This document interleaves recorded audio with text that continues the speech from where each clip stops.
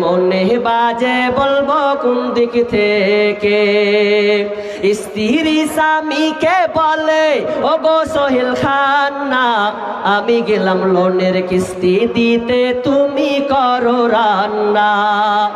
স্ত্রী স্বামীকে বলে ওগো সোহেল খান না, আমি গেলাম লোনের কিস্তি দিতে তুমি করো রান্না। কিস্তি থেকে এসে জানো, কিস্তি থেকে এসে জানো না থাকি ভোকে। বর্তমান যুগের হাওয়া চলছে উল্টো দিকে, বলতে গেলে মনে বাজে বলবো কোন দিক থেকে। বর্তমান যুগের হাওয়া চলছে উল্টো দিকে, বলতে গেলে মনে বাজে বলবো কোন দিক থেকে। ভালো প্যান কেটে কুটে